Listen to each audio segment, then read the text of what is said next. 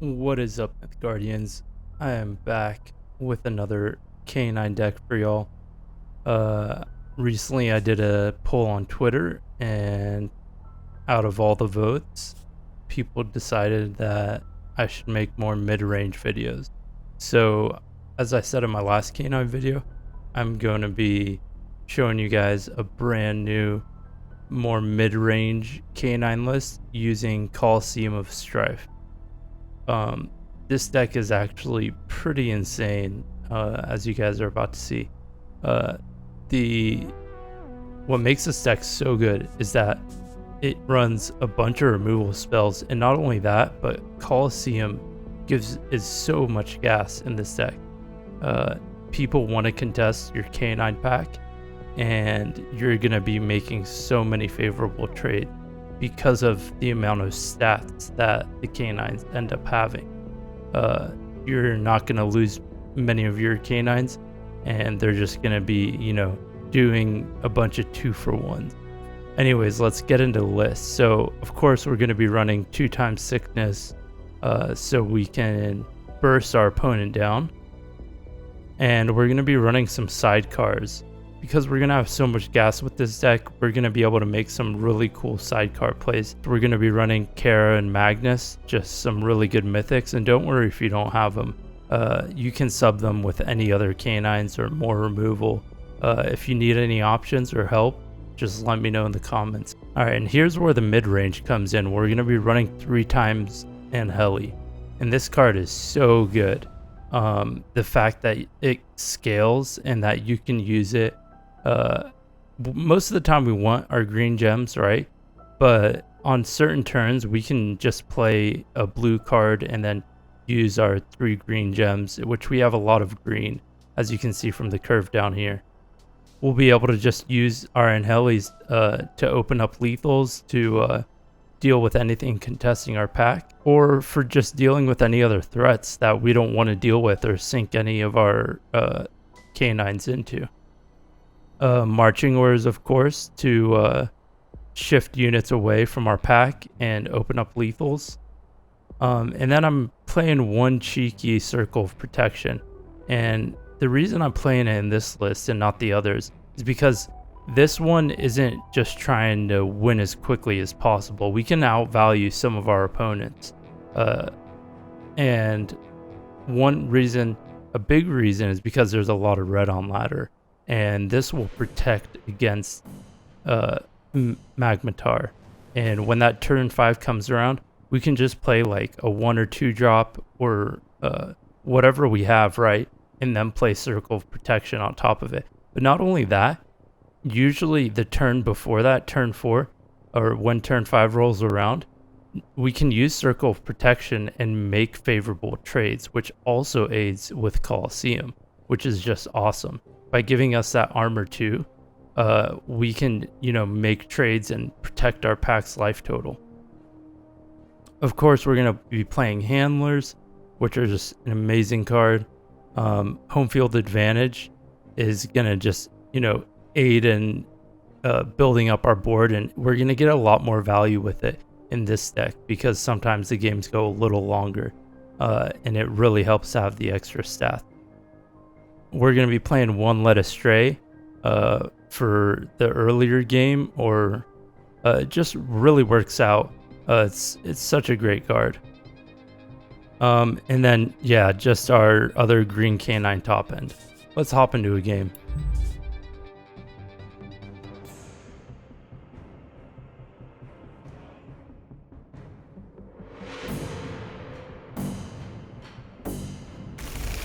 Alright, so our first game here is against Red Purple Journey of Souls. As you can see, they're running 7 Ring Ritual, Celestial Dragon. They are a mid-range list. And so, seeing purple, I know that they're going to have probably Racer in hand. So instead of playing an Unforged Canine and getting my Coliseum buff on it, I'm just going to play my Pack Trooper. So it'll survive. Like, they can't play the Racer because of that. They end up just blocking with a Sword Saint, which allows us to get a free Coliseum stack. I go ahead and play my Sons of the Pack while burning my Canine, and we're off to a great start. and they end up playing the racer now, so we just got a 2-for-1 because of Coliseum. And look, they end up trading again. Now we're already up to 4 Coliseum stack. Go ahead and burn my marching orders. I don't need that right now. So I just go ahead and establish a point man. And we're in a really good spot. Unfortunately, they have Shinobi Smoke. And this is one of the reasons why we really like Sidecar in this list. If I had burned the right colors for this, I could have just played Sidecar and one of my 1-cost minions to clear that, like my Canine, but I didn't have enough blue gems. So I just had to play the Kara and force out the Infuse and Blade so they could make that trade. And now I knew I could make a favorable trade and get rid of that smoke because they had to impel over there. I just end up burning my sidecar. You know, I can swarm the board here. I don't really need it. And then I want to play my Volkov Heavy next turn. So I can buff my point man out of that Shinobi Smoke's damage range. And we have a pretty sweet board right here. And we drew a Sons of the Pack off Coliseum. Alright, so they realize they want to gain as much life as possible. They're on 39 right now, but they know the power of Canines. So I'm going to just go ahead and play my heavy over to the side there and deal with that. And the reason I end up moving this over is I kind of want to bait them into doing this, right? Taking point. Anyways, I play my point man here so I can make the trade and just go ahead and establish that side of the board. And I keep this pack trooper across from the rogue Eidolon. I'm saving my Led Astray for the Eidolon because I don't want that blast to start wiping my board. But because I have this buff Volkov Heavy from Coliseum, I just go ahead and play that instead. I can Led Astray next turn, or I'm threatening lethal. So I can just Led Astray whatever here and open up lethal. And I'm glad I didn't use that Led Astray and I established the heavy instead, because there it is, we have lethal. Great game here. As much control as my opponent had, they could not keep up. Like, did you see how many cards we just kept refilling our hand with, and they were buffed off Coliseum.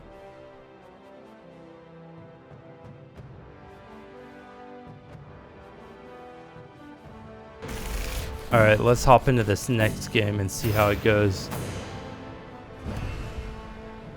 This is an okay hand, not the greatest. So I guess I'm just gonna burn Sons of the Pack and play my Canine. They have Racer, that's fine. Yeah. They don't end up having Racer, but they do have a Maze, so they get to protect the Jaded Courier. And go ahead and burn our Handler, get that forged off, and set up a Sons of the Pack here. The reason I play it next to this one and I don't go for that Jaded Courier is because I don't want it just dying straight up to a Racer. This way it has somewhat of a buff. I'm just going to go ahead and play my point man. We'll deal with that Jaded Courtier we'll deal with this at some point. Unfortunately, they end up having a Mezzo Libre, which is pretty good here. I think I end up... Yeah, I just want to play this and, yeah, circle protection to make a favorable trade, as I was talking about in the deck building. As I was talking about earlier. And it's quite unfortunate they get an insane balance here when they were almost completely out of gas. So that was pretty bad for us. We go ahead and we see that they drew Misanthropia, and we're just about ready to kill them. So that was a very clutch by our opponent here. And this is gonna wipe our whole board pretty much. And we end up top decking a Marching Orders, which just suck. I go ahead and burn Magnus. I don't really I couldn't play it. Like, I just didn't have another blue, so there was no point in holding on to it. Might as well burn it. And they end up playing Contagionoma. This is not looking good for us. Those Jaded Courtiers just wrecked us. They kept them in the game for so long and just started chipping away at us. Down comes Zolea, and they finally find some racers, and this is just not looking good. This thing is doing 4 damage a turn, so I'm like, I gotta get rid of that. Just shuffle that out of here. Go ahead and play myself a Forged Canine Handler and see if I can stay in it. Welcome. It's not looking great though. Yeah, there's just too much value. Can't deal with this. We kind of gassed out. That ended up being way too much for us.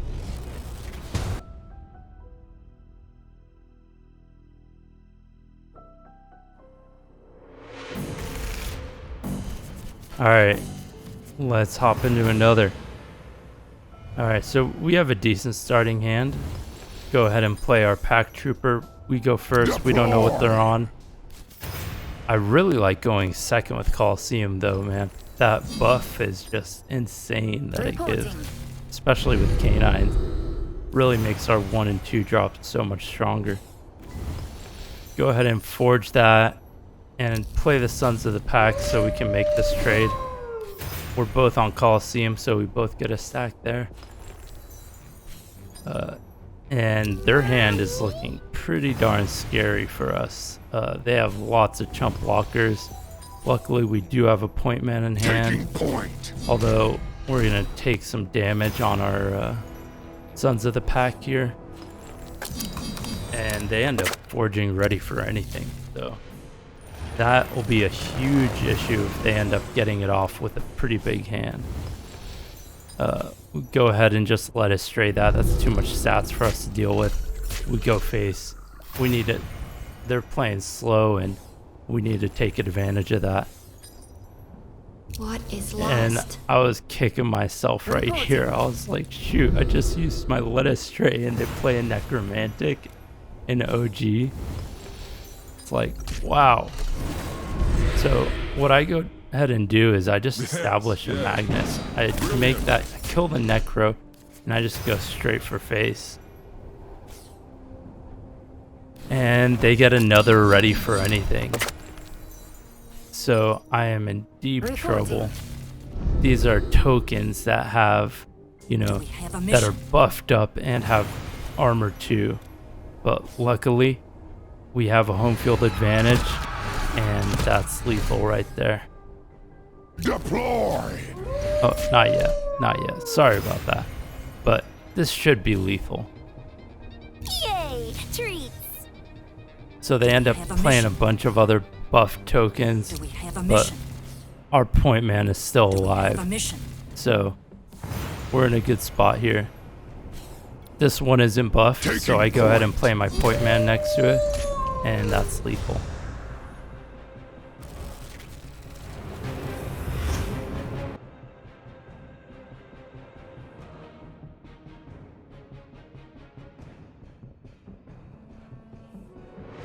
Alright, let's hop into another. We have a pretty awesome starting hand here. Our opponent's on purple-green, which can be pretty scary for us. But we do have quite a few 1-drops. We're going to be able to play Pack Trooper turn 1 and then play a Forged Canine and another Pack Trooper turn 2, which is super exciting. Love it when this happens. We're just going to go ahead and do what I said and then probably follow it up with a point man. As you can see, our opponent has Deported ready and Racer led astray, and they establish a Shinobi Smoke here, which is pretty crazy against Canines. They end up usually taking a 2-for-1, right? But man, we're just like unleashing some crazy damage on our opponent. We have such a big pack right now that they're not even going to be able. Oh, they do take out one, right? They use the deported, loses the buff and dies. But I think do we have lethal here? No. We go ahead and just shuffle it since we can't do anything about it right now, and put them down to 3. So we're in a really good spot. They end up having a racer and led astray. They don't want anything on the board here. Luckily, I top deck a freaky sidecar, and that's lethal. So that's one of the reasons why I really like it in the list, is you can just find cool lethals like this. Not only that, but remove things like Shinobi of Smoke that, you know, you kind of need rush to deal with, or else they just snowball pretty quick.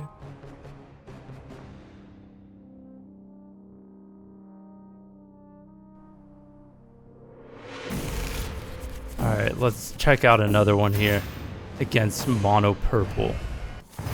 I'm glad we have 1 drop in hand. This hand isn't the greatest. We have a lot of blue, not much green, and it's really nice that we're going second. That Coliseum buff is awesome. Fortunately, they have a racer, but that's fine. We get another Coliseum stack, so we're fine. Go ahead and establish a Sons of the Pack. Let's see if we can get a pack going. Yeah, they end up playing a little slow. 5 Spirit Gate, they dealt with our, buffed Canine, so they felt like they could take advantage of this time to get some value. They want to get that racer back so they could start killing more of our doggos. So I'm so happy that I had a led astray here. There was no, I did not want to deal with this. This was either a Mimic and it was going to destroy our hand, or it was a Thriving Shade and we were going to have to 2-for-1 it. So I'm really happy that we had that led astray in hand there. Leave it all on the track. They're going to go ahead and double racer. Oh, I think they do get double racer us here. And then they play Ghost. Yeah, they get that one back from the yard. And they have another one on hand, unfortunately. I'm just going to go ahead and play Magnus here. The reason I play is because I just don't want to deal with any of their minions right now, and I want to kind of split up my threats. Since they ended up playing the 5 Spirit Gate in front of where one of my where my Sons of the Pack is, it's going to be hard to establish a pack there. They're just getting insane value by continuing to play on that. So I'm just going to go ahead and shuffle that. There's no way I want to deal with that right now. And I establish a pack trooper. We're in a pretty good spot here. They're on 9 health. But, oh shoot. Look, they drew a Sword Saint. They mutton our Magnus here. And they want to get some lifesteal in. Luckily, we have the best boy in the deck, the Volkov Hetman, and we end up using our Circle of Protection to take a favorable trade there, and we don't lose either of our doggos, and keep their life totals up just in case something ends up happening. And they're not scared of this sheep over here, but they don't know that we have a buff in hand. So I don't even have to deal with any of those. I just play my home field advantage and infuse, and that's lethal. Anyways, I hope you guys really enjoyed this video and liked the mid-range version of my Canines list, and hope you guys enjoyed it and give it a shot. Let me know how it goes on ladder. I've done really well with it in Mithril, so I imagine if you're anywhere below that or around the same rank, that you should do really good. Let me know how it goes.